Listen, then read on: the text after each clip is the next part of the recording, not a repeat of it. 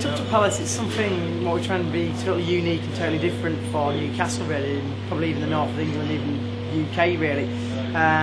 We want it to be a real sort of hybrid venue, so it's not just a bar, it's a club, it's not just a club, it's a restaurant, it's not just a restaurant, it's a hotel, you know. A real mixture of venues all lumped into one to make something pretty special. It might be that I'm at the job centre in 3 months and doing any job really, fingers crossed actually that won't be the case, and we'll, you know, hopefully the bar, people will like the bar and people will like what we're doing here and, you know, choose to come here, you know.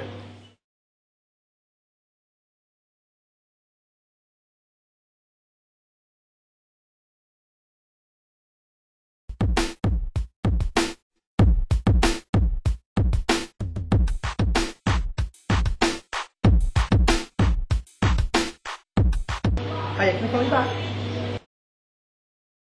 We went to university and we started running student nights and club nights, and I suppose really we're looking at probably about 7 or 8 years that we've been, you know, running gigs and stuff, and sort of since university it became, you know, became a job, you know, cool one, a lot of stress and you can never switch off, what a job and a way of earning income really. So we've always been developing.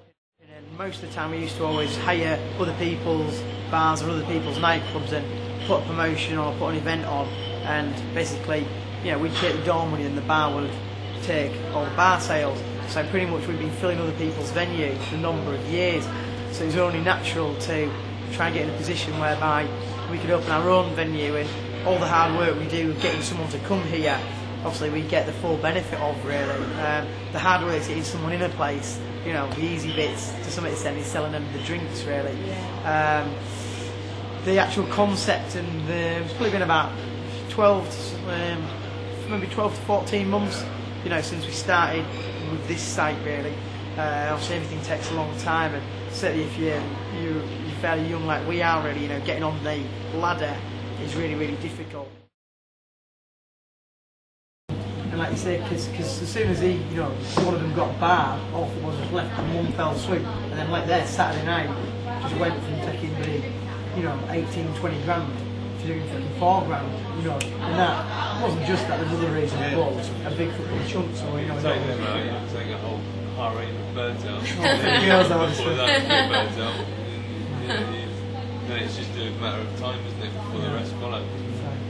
Like, so you're just going to keep bystanders, getting people from the floor and see it passed out, being sick, you know, straight on, and obviously they've got to leave and stuff, you've just got to manage it well really. But like I say, I think you're all coming down. I mean, have you got any questions or really unique stuff? You know, you can never buy that. You can never buy that in this country. But the worry we had was that obviously that all had to get put in a massive 40-foot container and then shipped back to England. So we only had 5 days from the boat arriving to obviously getting it all fitted in.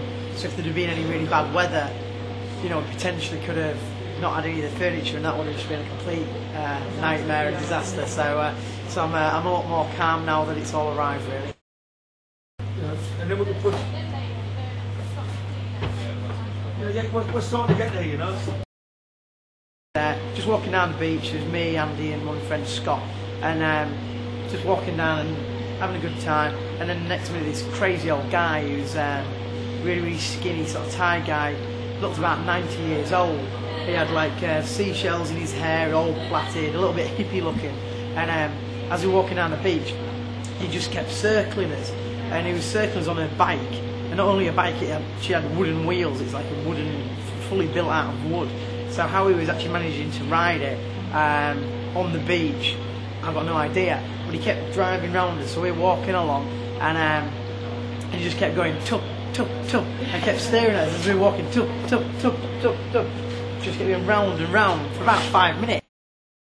We've had about 5,500 to 6,000 people sign up already via the website or personally by people filling out the data capture cards. You know, we've specifically targeted, you know, like the cooler sort of upper end of the sort of Newcastle North East market. Really, you know, we haven't just gone signing anybody up. You know, we don't want just the average charver in the street. You know, we want that nice people who respect each other and, you know, want to have a good time really and enjoy themselves. So promotion wise, yeah, very successful. It's just going to be a bit of a nightmare trying to get everybody in.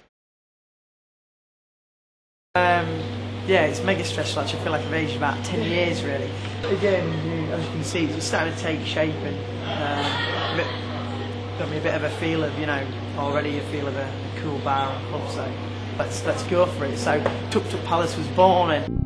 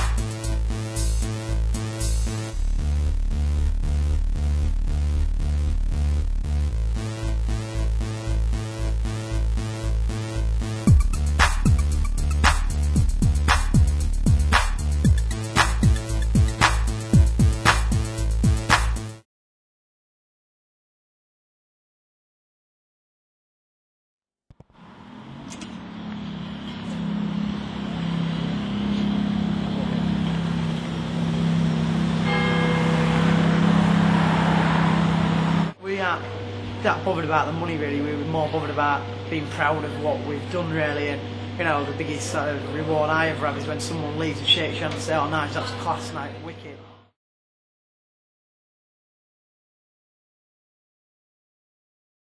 Tup tup tup.